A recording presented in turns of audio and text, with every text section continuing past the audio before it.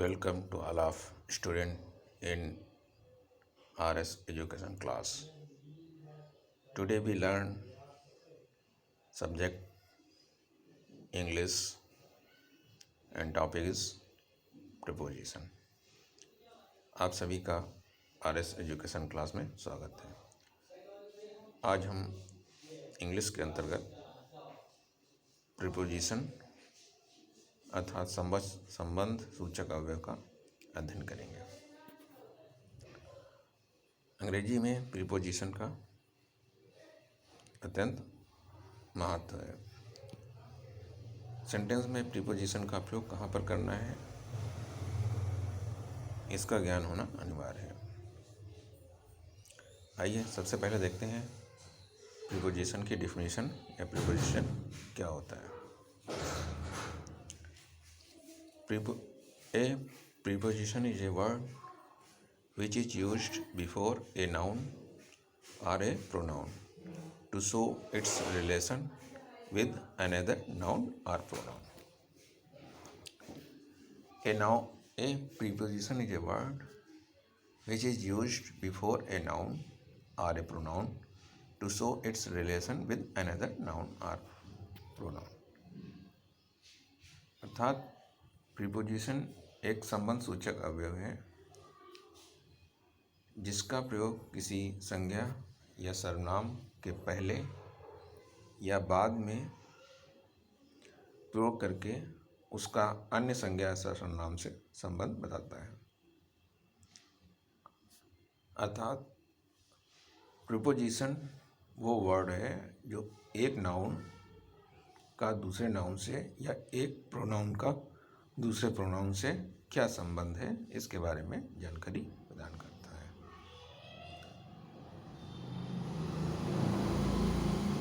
जैसे इन है, in, on, upon, to, into, from, by, with, ये सभी जो आपके वर्ड्स हैं वो प्रीपोजिशन कहलाते हैं। आइए एग्जाम्पल देखते हैं। The pen is lying on the table. The pen is lying on the table. यहाँ पर पेन और टेबल आपकी नाउन्स हैं और इसके बीच जो ऑन आपका है प्रीपोजिशन है। यहाँ पे ऑन ये बता रहा है कि पेन टेबल के ऊपर रखा है, अर्थात ये पेन और टेबल के बीच में आपको संबंध बता रहा है। She wents to college. यहाँ पे सी प्रोनाउन है और कॉलेज नाउन है, इसके बीच में टू प्रीपोजिशन का प्रयोग है जो ये जानकारी दे रहा है कि वह कॉलेज जाती है। सी और कॉलेज के बीच में टू प्रीपोजिशन एक संबंध बता रहा है कि वह कहाँ जाती है, वह कॉलेज जाती है। He sat beside me in the bus. यहाँ पे ही और बस, ही और मी के बीच बिसाइड जो है आपका प्रीपोजिशन है। इसी तरह I am writing with a pen, मैं पेन द्वारा लिख रहा हूँ। यहाँ पे आई और पेन के बीच विद प्रीपोजिशन का प्रयोग किया है जो आई और पेन के बीच संबंध बता रहा है कि मैं किसके द्वारा लिख रहा हूँ, पेन के द्वारा। तो इस प्रकार हमने देखा ऊपर जो on, to, in, with preposition है वो एक नाउन या प्रोनाउन का दूसरे नाउन या प्रोनाउन से संबंध बता रहे हैं। अतः ये प्रीपोजिशन है और इनका प्रयोग नाउन या प्रोनाउन से पहले हुआ है। आपने देखा कुछ जगह पहले हुआ है, कुछ जगह बाद में। कुछ प्रमुख प्रीपोजिशंस का जो है उसके बारे में देखते हैं। एट, इसका अर्थ होता है पर।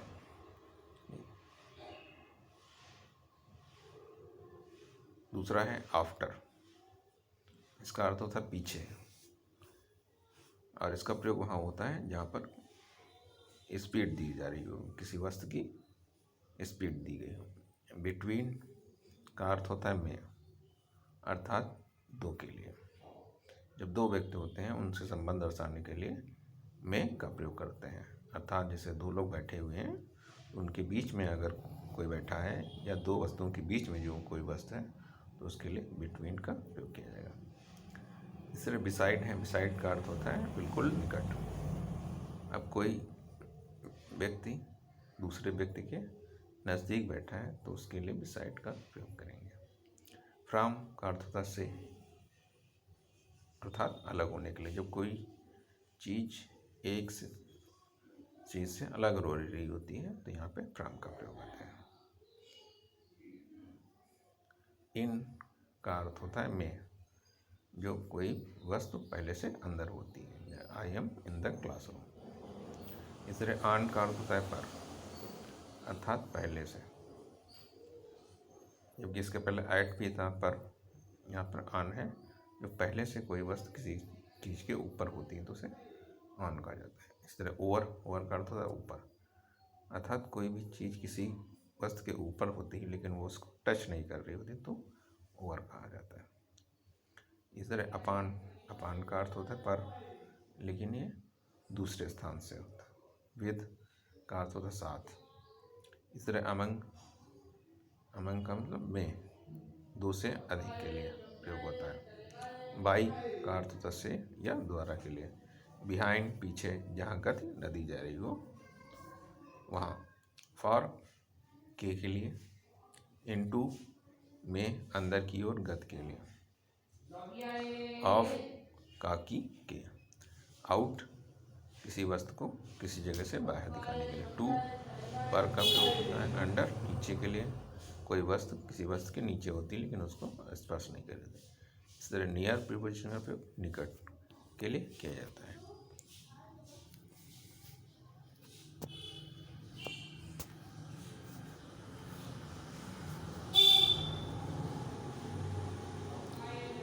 तो इस प्रकार हमने देखा इंग्लिश में प्रीपोजिशन की संख्या काफ़ी अधिक है। सभी को एक साथ जान पाना आसान नहीं है, इसलिए हम कुछ प्रीपोजिशन के बारे में जानकारी करेंगे कि इन प्रीपोजिशन का कहाँ प्रयोग किया जाता है। पहला देखते हैं इन और एट। इन एट प्रीपोजिशन का प्रयोग कहाँ किया जाता है। जब किसी देश या बड़े नगर या बड़े स्थान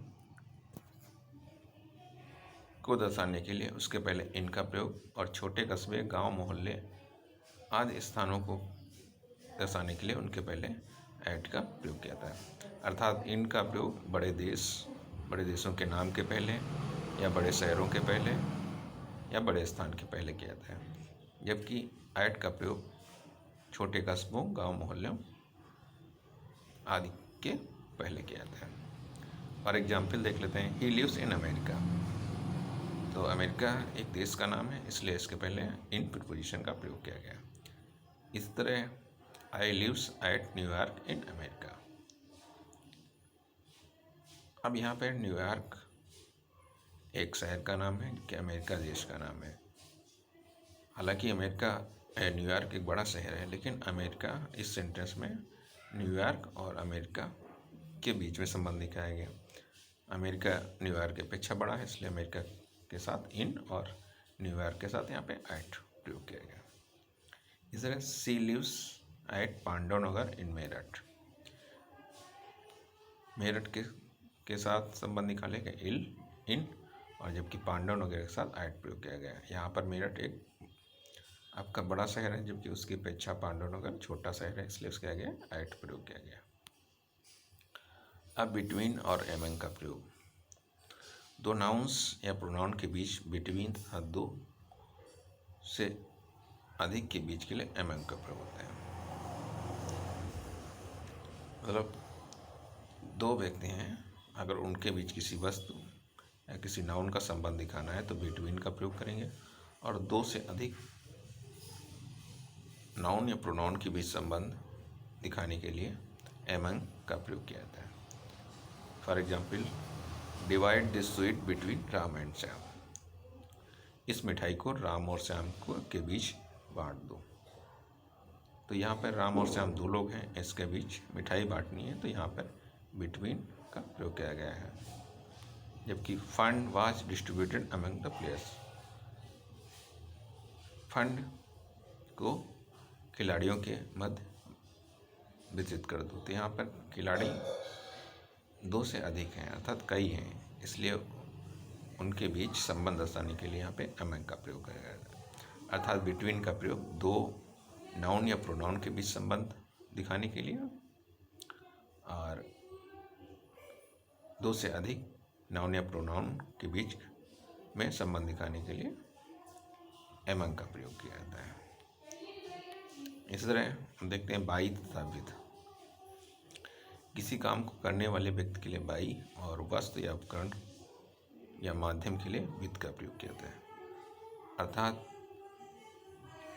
कोई व्यक्ति जो कार्य करता है उसके लिए बाई और वस्तु या उपकरण के लिए विद का प्रयोग करते हैं। इसे the letter was written by Sita with a pen.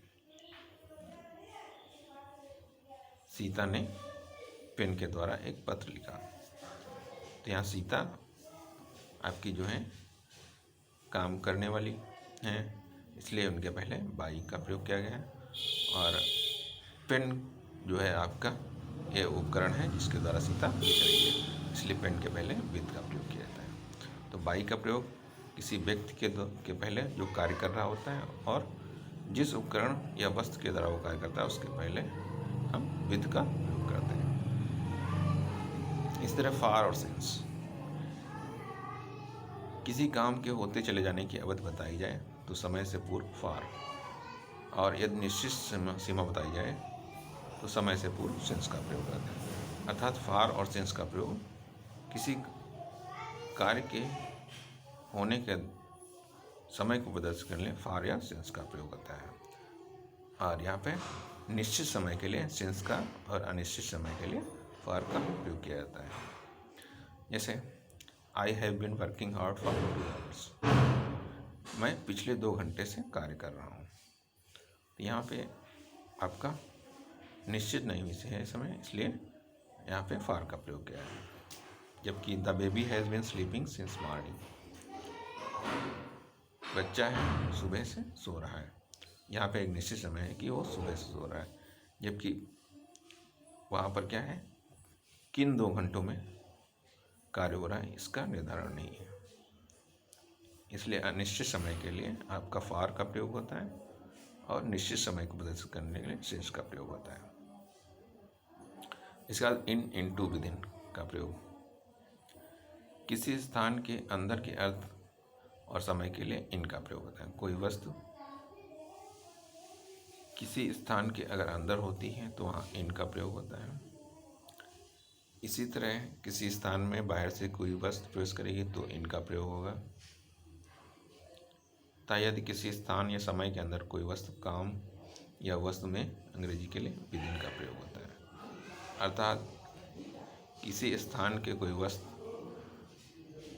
जो वस्तु होती है किसी स्थान के अंदर होती है, स्थित होती है, तो वहाँ पर इन का प्रयोग किया जाता है। और कोई अगर वस्तु किसी स्थान में प्रवेश कर रही होती है तो इनटू का प्रयोग करते हैं। और किसी समय के अंदर ही कोई वस्तु तो आपका विदिन का प्रयोग किया जाता है।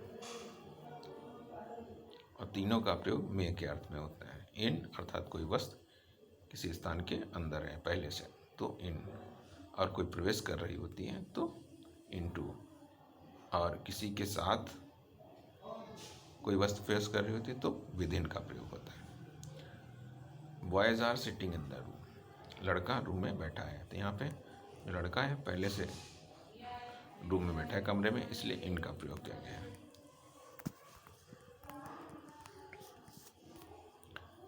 The fox fell into the well.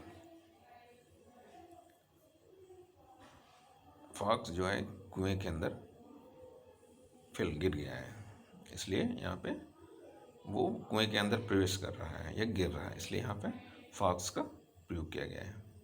We play within the boundary of the school.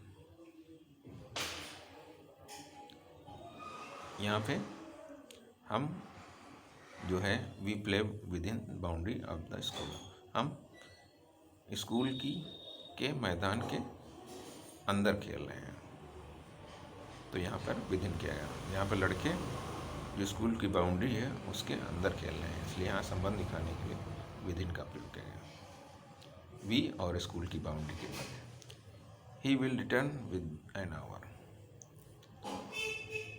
वह 1 घंटे के अंदर आ रहा है, वापस आ रहा है। यहाँ पे 1 घंटे के अंदर आ रहा है, इसलिए विद इन का प्रयोग किया गया। इस तरह he will return and hour, यहाँ पे वो 1 घंटे में अंदर आ रहा है, इसलिए यहाँ पर विद का प्रयोग किया गया। इसी तरह ऑन, अपॉन और ओवर का प्रयोग। यदि कोई वस्तु किसी वस्तु के ऊपर होती है तो वहाँ ऑन का प्रयोग होता है, और यदि उस वस्तु में गति भी पाई जाए तो वो अपान, और यदि बिना छुए हुए ऊपर कोई वस्तु लटक रही हो तो ओवर का प्रयोग करते हैं। अर्थात ऑन का प्रयोग कोई वस्तु किसी वस्तु के ऊपर स्थित हो और गति न कर रही हो, जबकि कोई वस्तु किसी वस्तु के ऊपर गति कर रही हो तो अपान का प्रयोग, और कोई वस्तु किसी वस्तु के ऊपर लटक रही हो तो ओवर का प्रयोग करेंगे। एग्जाम्पल देखते हैं। The book is on the table, यहाँ पर मेज के ऊपर किताब रखी है, इसलिए ऑन का प्रयोग किया गया है। The cat jump upon the table, यहाँ पर बिल्ली टेबल के ऊपर कूद रही है तो अपॉन का प्रयोग किया गया। The fan Hanks over the table, पंखा मेज के ऊपर लटक रहा है, यहाँ पर ओवर का प्रयोग किया गया। इस तरह अलांग, अलांग का अर्थ होता है साथ साथ के अर्थ में। अलांग का प्रयोग साथ साथ के अर्थ के लिए प्रयोग किया जाता है। ही वॉक्स अलांग द रोड, वो रास्ते के साथ साथ चल रहा है, अर्थात वो रास्ते पर चल रहा है। There are mango trees along the road, there are mango trees along the road, रास्ते के साथ साथ मैदान है, अर्थात रास्ते पर आम के पेड़ है। The dog ran along the railway line, कुत्ता रेलवे लाइन के साथ दौड़ रहा था, रेलवे लाइन पर दौड़ रहा, यहाँ पर अलांग प्रयोग किया है। जबकि राउंड, डाउन का होता है चारों ओर, तो अलग अलग चारों ओर का अर्थ प्रकट करने के लिए डाउन का प्रयोग होता है। The cat was walking round the table, बिल्ली मेज के चारों ओर चक्कर लगा रही है। The canal flows round the city, नहर शहर के चारों ओर बहती है, तो यहाँ पे चारों ओर के अर्थ में राउंड का प्रयोग किया गया। इस तरह अक्रॉस, अक्रॉस का अर्थ होता है आर पार, तो जब आर पार का अर्थ होता है उसको प्रकट करने के लिए अक्रॉस का प्रयोग है। He went across the Ganga, वो गंगा के पार गया, अर्थात उसने गंगा को क्रॉस किया, इसलिए यहाँ पे अक्रॉस का प्रयोग है। The bus crushed the child running across the road,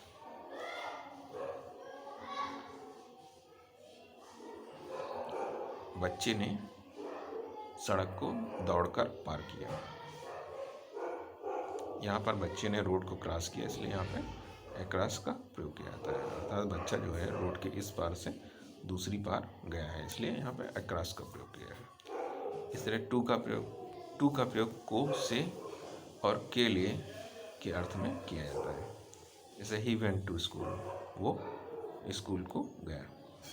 I agree to your advice, मैं तुम्हारी बात से सहमत हूँ, यहाँ पे से के अर्थ में टू का प्रयोग है। He invited him to dinner, उसने उसे डिनर के लिए इनवाइट किया, यहाँ पे के लिए के अर्थ में टू का प्रयोग है। जब this car belongs to me, ये कार मेरी है, मुझसे संबंधित है, तो यहाँ पे से के अर्थ में। तो टू का प्रयोग को, से और के लिए अर्थ में किया जाता है। ऑफ का प्रयोग का, की के अर्थ में प्रकट करने के लिए किया जाता है। जैसे we knows the use of machine, मैं मशीन का प्रयोग जानता हूँ। The taste of this mango is very sweet, इस आम का स्वाद अत्यधिक मीठा है। तो यहाँ पर का, की, के आदि शब्दों के लिए ऑफ का प्रयोग किया जाता है, अर्थात संबंध का। ये सिर्फ फ्रॉम का प्रयोग इस स्थान से दूसरे स्थान के लिए अलग होने में से के अर्थ के लिए किया जाता है जब कोई वस्तु एक स्थान से दूसरे स्थान की ओर जा रही होती है, अर्थात एक स्थान से दूर हट रही है या उससे अलग हो रही है, तो यहाँ पे फ्रॉम का प्रयोग किया जाएगा। जैसे ही केम फ्रॉम द विलेज, वो गांव से आ रहा है, अर्थात वो गांव से दूर जा रहा है। He will go home from the school, वो स्कूल से घर जा रहा है। तो यहाँ पे वह जो है स्कूल से दूर जा रहा है, इसलिए यहाँ पर फ्रॉम का प्रयोग किया गया है। इस तरह बिफोर और आफ्टर का प्रयोग किसी काम या घटना या स्थान के सामने या पहले होने के अर्थ के लिए बिफोर का तथा बाद या पीछे के अर्थ में आफ्टर का प्रयोग किया जाता है।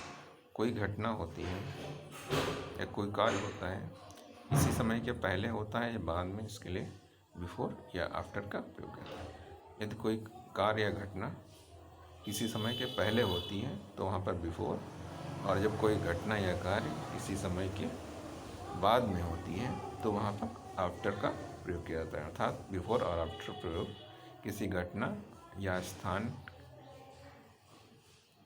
के पहले या बाद में प्रकट करने के लिए बिफोर और आफ्टर का प्रयोग करते हैं। बिफोर का पहले के लिए और आफ्टर बाद में।